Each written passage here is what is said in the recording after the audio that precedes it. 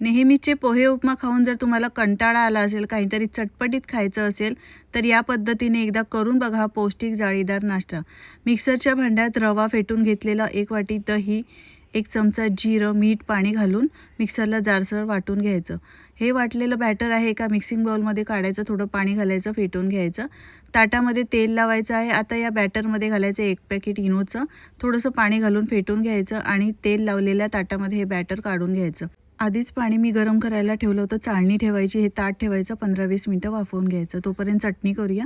मिक्सरच्या भांड्यात कोथिंबीर, मिरची, आलं, लसूण, पुदिना, 1 चमचा जिरं, लिंबाचा रस, साखर थोडंसं आणि मीठ घालायचं.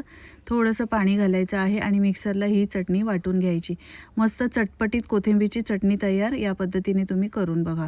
15-20 मिनटानंतर तुम्ही पाहू शकता मस्त हे वाफवून झालं. सुरीने चेक करायचं. पूर्णपणे थंड झाल्यानंतर या पद्धतीने त्रिकोणी आकारामध्ये कापून घ्यायचं. आता हा मस्त रव्याचा ढोकळा तयार झालेला आहे. याला अजून चटपटीत बनवण्यासाठी पॅनमध्ये तेल, जिरं आणि त्यानंतर इथे घातला पेरी पेरी मसाला, बारीक चिरलेली कोथिंबीर घालायची, मिक्स करून घ्यायचं आणि हे वाफवलेले कापून घेतलेले ढोकळे यावर घालायचे आणि उलटून पालटून दोन्ही बाजूनी छान शॅलो फ्राय करून घ्यायचे. तुम्हाला काही वेगळं खायचं असेल तर या पद्धतीने असा हा रव्याचा झटपट बनणारा ढोकळा एकदा नक्की करून बघा.